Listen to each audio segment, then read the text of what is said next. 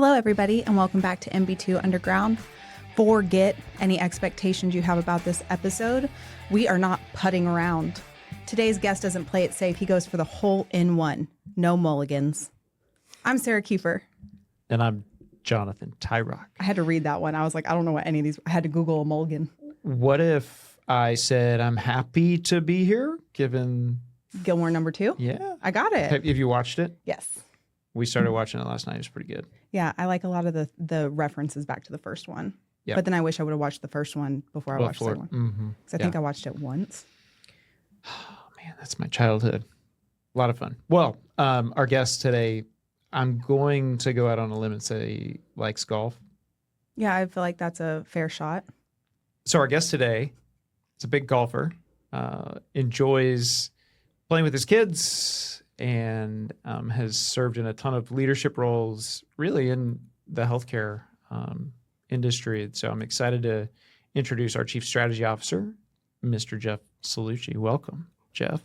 Thank you for having me. Welcome. What's it like being back? You were technically the first podcast episode we ever did. I know. And for our listeners, it never saw the light of day, and it never will. It's come full circle. We were the guinea pig, the pilot episode. I was laughing like we actually have real microphones, and I think we had paper on that window. Uh-huh. Did you guys tape those on like that on an iPhone, or how did that get recorded? I think it was better than an iPhone, but certainly not where we're at now. Yeah. We've come so far. Yeah. Well, thanks for joining us. Yeah.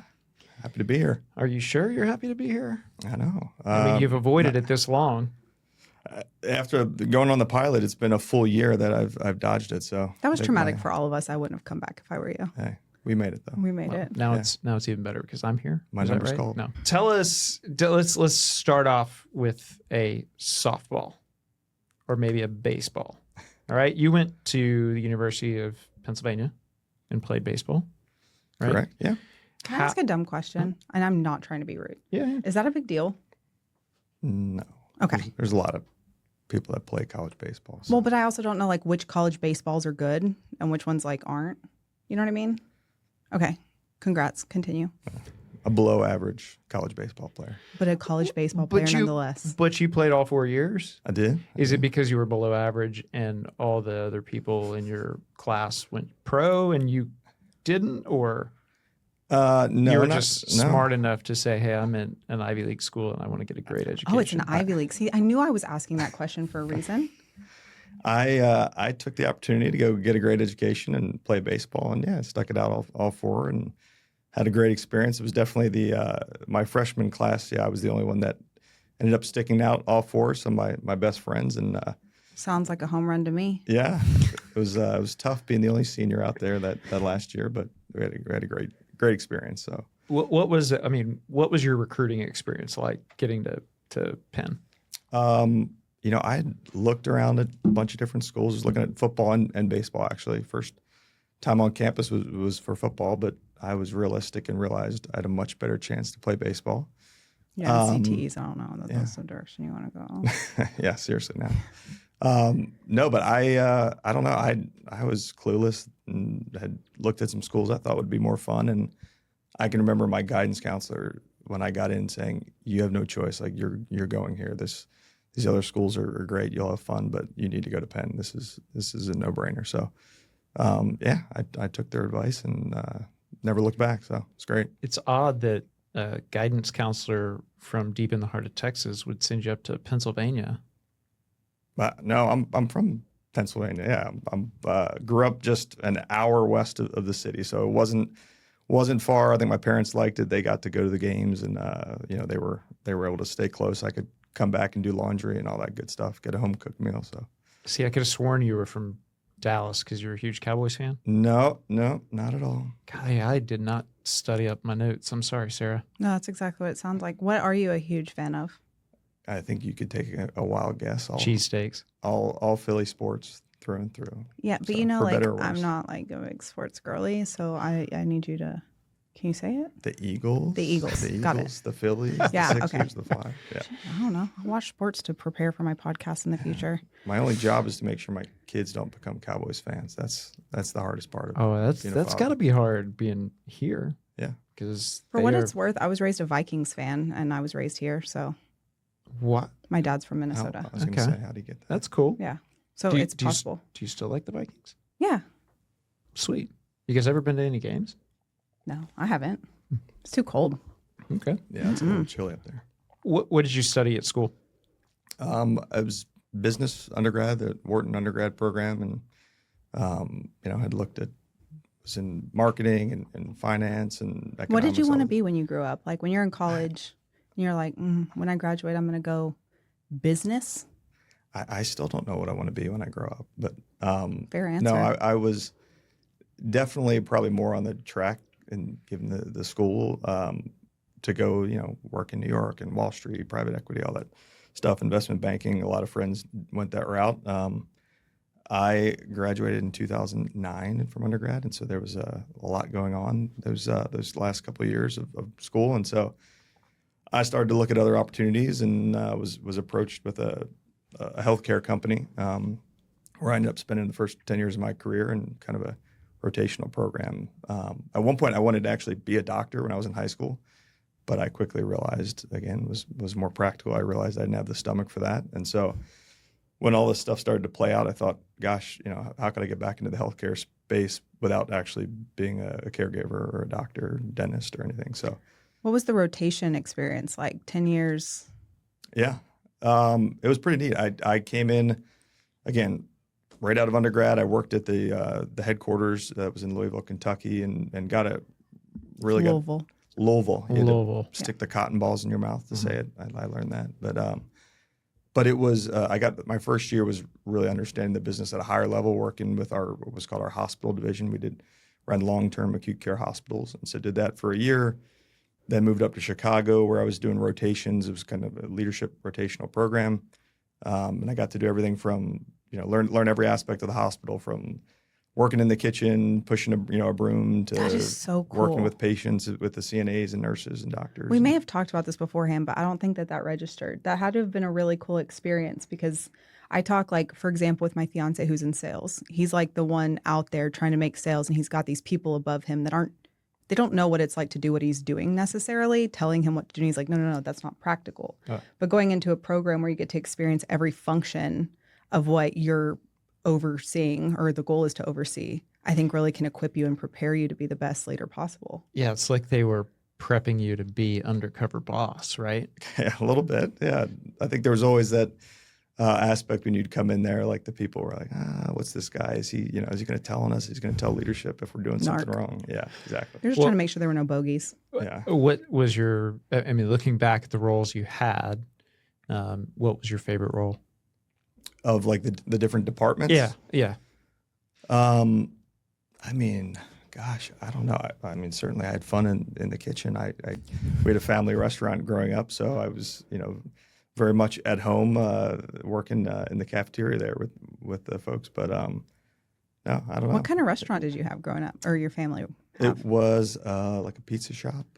We made pizzas, hoagies, cheesesteaks, all that good stuff. So, come on. The jokes write themselves. Cheesesteak, Philly. As stereotypical as you can get, right? Do you guys make like ridiculous pizza at home? Like when you go home, is it like, oh yeah, let's go throw some, cheese on let's go make a pie or whatever they say up in Philly? I don't know. We do make some pizza at home at one of those little uni grills. So we'll have some fun with the kids and spin the dough in the air. And so what cool. You're saying is they don't say that. Maybe sometimes. There are a few F-bombs in there. Right. Yeah. Obviously. So can you spin a the bread? I can spin it around. Is that hard to do? I've always wondered. I don't know. I don't even know. I just not really learned it when I was there. I think it's not that I worked difficult. at CC's for 2 years. Hey, respect. They wouldn't let me on the buffet line, but I got to coin CCU later. There you go. Okay, so you did that for 10 years. What was your transition from wherever that was to what was next? I bounced around for 10 years in Chicago, was running hospitals, all over the place, and then ended up coming down to Texas. Was here for a few years overseeing kind of our Texas region. Made my way over to senior living through a mutual contact that I'd made through the industry and spent a few years there, but ultimately ended up finding MB2 back in 2021 when I joined. But I had followed MB2 for quite a few years before that. Creeper. I know. I'd kind of watched from afar, and I knew Justin Puckett was one of the first people I met in Texas and got introduced to Dr. V and some of the leadership team. And so was just always really impressed with what they were doing and the partnership model. I'd kind of seen the other side of the healthcare space, right? The more corporately run model. And so this whole idea of the doctors actually having control of what they were doing, I was really impressed by. And definitely during COVID, we compared a lot of notes and trying to figure out how the heck to navigate, where to get supplies, all that good stuff. And that's really where Justin and Dr. V and I had started to talk a little more. Well, and I know JT introduced you as our Chief Strategy Officer, but what do you feel like were some of the key things you learned from your previous experience coming to MB2 that made you Chief Strategy Officer quality? I mean, gosh, I'd say I'm more like miscellaneous. I think I wear a lot of different hats, but I think just coming through my experience with the hospital company there, I think at an early age, just learning how to navigate the unknown. I was new to dental, and so the team likes to give me a hard time. I ask a lot of questions, and I think when I was early in my career trying to pretend to be the CEO of a hospital, I think just being curious. I beg your pardon? You pretended to be the CEO? Part of the rotational program was CEO for a day? Well, no, for a job, so it was. So you pretended to be the CEO for a job. Could y'all imagine if we did that here? No, I actually did the role, but I spent those couple of years learning, and then I actually got to step in and be in charge. These are smaller specialty hospitals. This isn't your big acute care hospital here, but they're 50, 100 bed hospital. Okay, sorry, I know I interrupted my own question. I think if Dr. B was like, "Hey, JT, you want to pretend to be the CEO for a day?" I'd be like, "No, I'm good. I'm good." That's intimidating. How old were you when you were the CEO? Faux CEO, CFO, if you will. Faux CEO. The first assignment was I was 24. Jeez, what was that like? That was kind of wild, especially looking back on now. I mean, at the time, I probably just didn't know any better. It's so weird to think that at 24, that was how old I was when I started working here. And I was like a marketing coordinator and he was like a CEO. I can't even imagine. Yeah, it was a crazy time. I mean, basically, they were, the program was to groom you to become a CEO of the hospital and to grow from there. But I don't know that I was supposed to go in at that point. I was probably a little early, but as the former CEO at this location in Indiana had left, and so my boss basically said, "Okay, you're gonna I think he told me probably on like a Thursday, hey, we're gonna go to Indiana on Monday because you need to, hold the fort down for us at this hospital where the CEO just left." And so, kind of went in on Monday, and he introduced me to the team, and he left. Later that day, I came back in Tuesday. I was there to run. We had our morning flash meetings with the leadership team there, and step in the first morning meeting on my own, and a surveyor walks. There were actually like 3 surveyors walk in the door. I'm like, holy. This is like joint commission? Yeah, joint commission. Yeah, gosh. so this is every 3-year accreditation survey. It's something like, and obviously they had prepared for that, knowing it was coming, but it's a surprise. They don't tell you. You just got to have a general window. So it was very much baptism by fire. It's not like jury duty where you can't be like, "Hey guys, just come back next week. Is that cool? Like, can we delay this?" Works? Yeah, I think just come back next week. Well, you get the little card and you can say, "Hey, I can't make it that day." You can be like, "Hey, today's my second day. Could you I don't know, give me another 48 hours before you start the..." Interesting. I wish I could have. Yeah, but I could see how between baseball and your first several years out of college would prepare you for a place like this where you get kind of thrown in, like you were saying, like miscellaneous. What do I need to do? How do I adapt and bring the knowledge I have from different industries into MB2? So what was your first project with MB2? With MB2, the first real project was procurement, which more than a project. It's an area that I work with, continue to work with today, but I've stepped back a little bit. But at the time, we were 280 practices, so now we're about 800. But we really had one person that was kind of running the show. He does a great job. We all know Johnny. still here, right? And has been here from day one. But we realized that we needed to really build out the offering around our procurement, how we manage our suppliers and labs and so forth. So yeah, came in, and it was really kind of 3 steps of building out our vendor network. We already had a lot of vendors we worked with and contracted. So first step was build out a preferred vendor network, renegotiate with existing suppliers, find new suppliers to fill in the gaps. Second, build out a team, which we've done, I think, a great job of. We've got some great folks both here and in the field on the procurement side now. And then third was finding a purchasing platform. We call it Dentira, is the one we use to really allow us to aggregate, right, all those vendors into one place. And so, it's been a good run though. But like I said, I've started to shift away from there because the team's doing a great job. So that you said that was your kind of first charge getting here. That was 2021. Can you quantify the impact that that's had on this organization? Like, if you guys look back to be like, man, like, here's what we've been able to do based on the efforts of you and the team that has been built, and then obviously for us, the willingness of our partners to work with us, with the vendors that they're already working with. But have you ever looked back and been like, wow, this is the impact we've seen?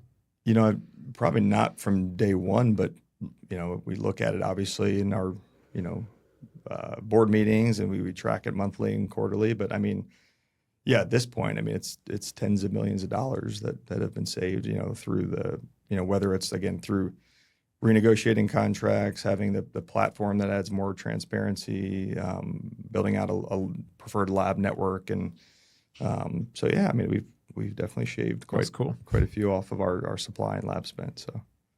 So what other projects or strategy? I mean, Chief Strategy Officer is kind of all encompassing, right? So you said procurement. What else are you involved with, or leading, taking charge of? Like, what other projects or departments are you kind of pushing and innovating? Yeah, I mean, after procurement, the next big area that I dove into was on the brand marketing side and communications. So everything around telling our MB2 story, from the PR to finding new doctors. So brand being like the MB2 brand. Yes. Nice. MB2 brand. We have a brand marketing function and a practice marketing function. And then eventually picked up the practice marketing side as well. And part of that was on the communications was internally was Cerebro. That was big. I think that's probably in that first year there where I remember Dr. V saying, one of our morning exec meetings, that he wanted an app for our doctors, right? That's the luxury of having a founder and CEO that's a dentist. He knows that our dentists aren't sitting at computers, and so our old intranet that we had wasn't being utilized, right? And so we went out and built an app for our docs, and then from there we realized that it was kind of more one-way communication, and so we took that app and combined it with what was a private Facebook group for our doctors, and figured, how do we have two-way communication in there? So what is now Cerebro, which has been really our main hub for all things MB2. I mean, that's probably one of the things I'm most proud of that we've built out over the last few years. So. It's so cool. I remember, I don't know why I was there, but sitting in like one of the first Cerebro planning meetings and like thinking about what it would end up looking like, but what the purpose of it was, and seeing seeing our baby grow up is pretty cool. And it's something that I know all of us plug when we're talking to owners, doctors.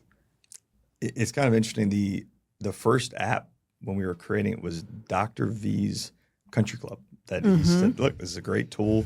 You can order food. You get updates on what's happening. And he made the introduction, and we ended up taking that tool, building out our app, which we still use externally for prospective doctors. Yep.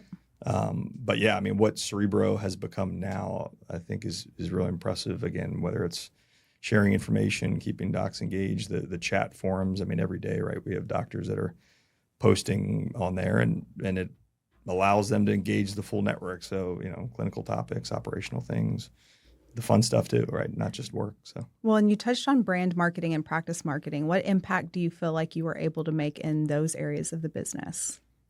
Yeah, I mean, I think we've really expanded our outreach on the brand side. We've always done a great job, obviously, as a company in terms of marketing and being disruptive in the space and doing things that are more unorthodox, right? We're Like podcasts? yes, like this right here. Cha-ching. Exactly. I mean, we try to be the right. It's the anti-DSO, and so we've done a great job of that over time. I think we've probably expanded is more in the thought leadership space, exactly like this podcast. I think that's an area that we've really built out the last couple of years, is putting out more thought leadership, just with the idea of doing good for the profession, right? Not every doctor is going to join MB2, and that's just fine. But Yeah, the more we MB2's can not do, for every doctor.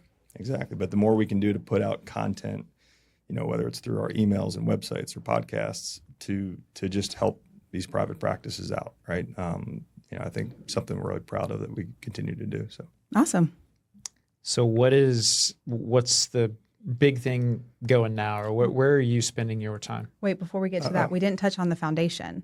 That's another area that you've been involved in. I want to know about the future, but tell us and our listeners a little bit about the foundation and your involvement with that. Yeah, absolutely. Yeah, it's our MB2 Family Foundation, right? It's it was back in 2021. Again, those executive meetings, there's a lot that's covered in that Monday meeting. And we were coming off of, or we were discussing, there's a hurricane that had just hit in Louisiana. We had some practices there, and we were trying to figure out ways that we can help them, which, again, back to, it's been at the core of MB2. We've always helped out and had charitable contributions and done things like this to help in times of need. But we were discussing, how do we formalize this so we can really mobilize more quickly when whether it's a natural disaster or just a hardship that somebody experiences. And so, I was asked to kind of go help stand that up, and we got some attorneys involved to help us create a formal, legal entity that is the MB2 Family Foundation. And so, it's been great. We raise money through our doctors and through our partners and team members, and that goes directly back into the hands of our employees that are experiencing some type of financial hardship, generally related to a natural disaster, a critical illness, death in the family, things like that. And so we're able to, quickly take those requests and get that money when it's needed, urgently, right back in the hands of those team members. So yeah, you guys have done a really great job with that. Seeing the impact has been really cool. Yeah, and we're doing. Last year, the hurricanes that we had in South Carolina, we deployed like over $100,000. That's amazing. And again, quickly in a matter of just a couple days into the hands of the employees. And then there's fun stuff too, right? We have our Elves initiative where we sponsor Christmas for, we probably did about 30 families last year, and it's. Seeing that grow has been cool, because that's been a thing since 2016 when I got here. So seeing that evolve into what it is really cool, because that was something Dr. V just did on his own before the foundation. Yeah, it's like I said, all this stuff is not new. It's at the core of what MB2 has always been, and we've been able to just throw a little more structure around it, but really and then helping expand the reach as well. But and then scholarship program as well. Again, I think I should probably be a little bit more educated, but I've heard of this, but this is relatively new-ish. Last year. Okay. We just started. I think it was Dr. V had mentioned how he had gotten a scholarship when he was a kid. It was through his dad's employer. Hopefully I'm not butchering this, but I think it was through his dad's employer, and it was a scholarship for children of the employees, and thought, what a great program. Clearly made an impact for him, and said, why don't we bring it to MB2? And so, we launched last year this scholarship program, and what's neat is, again, it's not technically not for the employee, it's for the children of our employees. And so, how old do you have to be? I have a 12-year-old, a 10-year-old, and a 7-year-old. Did they qualify yet? Not yet, but it doesn't have to be a 4-year degree program. There's certainly vocational schools and things like that they can That's pretty qualify. cool. Yeah, so there's an application process. The team's actually reviewing them right now, and we'll probably announce the recipients here in the next couple of weeks. Good luck to all of our candidates. Yeah, that's right. That's pretty cool. Okay, sorry, JT. Do you want to ask your question again? Yeah, I can do that. So foundation, you've talked about procurement, our app, Cerebro, the foundation. what's the next big thing, or what's on the horizon, or what are you working on now? What are you spending your time on now? Well, I really want to talk about Carabelli Club, but I will also put another mention of our education program. That's another big area we've been building out. It seems to have been a hit so far. Yeah, we've been doing a lot more in-person events and working with our vendor partners. And so again, virtually in person, but that's a growing area. But really in terms of what's next and probably what excites me most is Carabelli Club. It's a big initiative for the enterprise as a whole. It is, so we did our hard launch back in June to officially announce it to the world. But Carabelli Club is essentially our affiliate program for MB2. Think of it as a light version of MB2's partnership model. And so it's a membership-based program. And it's a way that we can actually help private practices, help them grow, help them cut costs, help them improve efficiencies in their practice, knowing that it came out of the fact that we talk to 2,000 to 3,000 dentists a year. We partner with about 3% of those, meaning that the large majority aren't becoming partners. But as we comb through the data, we realize that most of them are staying private, right? It's not us or another group all the time. Often it was us or stay private. And so we figured, how do we help them, right? Dr. V built MB2 on this idea of preserving private practice, but also getting the benefits of the group. And here's just another example where we can be an advocate for these private practices and Brilliant. leverage the fact that we have now over 100 preferred vendors we work with. We have, we've looked at endless practices. We understand what makes them work, what resources they need. And so we can extend some of that to these private practices and at a very modest fee, but then they get to tap into some major savings, growth opportunities. That CE we just talked about, education. Our Carabelli members are accessing a lot of that same CE as the MB2 partners. So, like I said, we launched in June. We'll have added about 100 members in just those first couple months. So That's we're great. about 130 now and growing like crazy. So we have over 60 vendors that are already participating. We're still adding vendors every week as well. So I've mentioned this on a bunch of podcasts, but we have a lot of prospective partners that listen to this. We've gotten a lot of feedback when people come to MB2 to visit us here. They're like, "Oh yeah, I listen to the podcast," and Oh God. so I always chuckle. But if somebody out there listening or watching on YouTube wanted to learn more about Carabelli Club, is there information? Like, does it have its own dedicated website, or is it on the MB2 website? Where would they find that information? yeah, it is. There's its own website, carabelliclub.com. You mean that URL wasn't taken? It was not. We did have to do some searching. There are some dental practices with the name Carabelli out there. No kidding. Yeah, it's the cusp of Carabelli. It's a dental term. Yeah, obviously. But yes, it has its own website. So it is powered by MB2, right? But it is its own freestanding organization. So you can access more info online, see some of the vendors that we're already working with. I mean, our average member can save over $20,000 a year across all these different categories. Would you say we're on the cusp We are of greatness? We are. That's one of our cheesy taglines. I was sitting there going, the please let me cusp say of this. something better. Yeah. So, but yeah, you can fill out a form. We've got a full team built out. Right. There's dedicated Carabelli team members now, and then a number of us like myself that are in kind of more of these hybrid roles and working between MB2 and Carabelli. So. That's so cool. Well, that is cool. Well, before we wrap, this just popped into my head. I don't know that we've ever done this, but I want to take it back. We have briefed this before? No, it's good. You trust Okay. me, right? I want to take it back to sports, since sports are really Sarah's thing. Yay. Let's do a few golf quick hits here, since you enjoy playing golf, and we led with the amazing intro, or Sarah led with the amazing intro. I love that you guys went that route because I'm not a very good golfer. I just like Nobody golf. said you were good. Yeah. Okay, so let's start there. Average understand. round, what are you shooting? We'll say we're breaking 90. Breaking So, 90. Are you counting every stroke? I'm counting. Yeah, we're counting. All No the strokes. mulligans? Yeah. No mulligans. Sarah has to ask because she Maybe now might- knows might what have that to- is, right? Yeah. Yeah, That's fluff a like where ball you up here screw it and up there so maybe, bad that it doesn't You go just towards hit your another count one. and you do it again. Yeah, you just hit another one. What's your brand of choice? Golf brand of choice? I For played what? TaylorMade. Okay. Oh. Favorite golf movie? Of course, Happy Gilmore. I've watched it. I've introduced my kids to both now the original and the second one because of the recent release. Are your kids into golf too? I'm trying to. My older two, they definitely seem to like it. We take them out to the driving range every now and then, play a few holes. So, Favorite golfer? I mean, it's hard. I know it's cheesy. It's hard to not like Yeah, Scotty be Scheffler. careful. They're listening, so you don't want to offend anybody. He's I'm pretty sure we got a ping from Scotty's house on the last episode. I mean, it's kind of crazy. Hey, he's local. He's not. Maybe we'll get him on the podcast. Someone has to have a connection here in town. I mean, we should get a golfer. You should make that a point. I bet we could make that happen. We'll need a different co-host for that. What's your favorite course that you've played?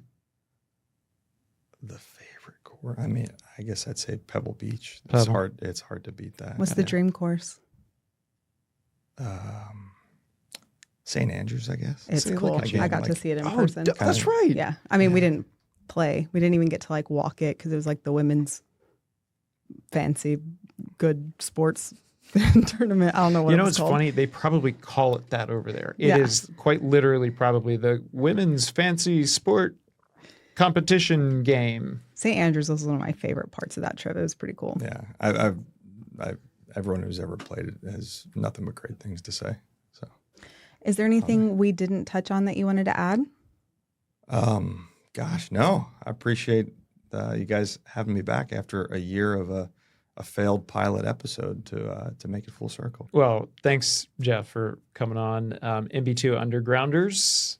We've reached the conclusion of our latest episode with our Chief Strategy Officer, Jeff Cellucci, college baseball player. We, not too long ago, interviewed one of our orthodontists up in New York, Dr. Steve Lucarelli. He has a pretty cool baseball story, college baseball story in and of itself. So if you didn't listen to that one, go find it. If for nothing else, the baseball story is pretty great. But we will talk to you guys next time. Hit 'em straight.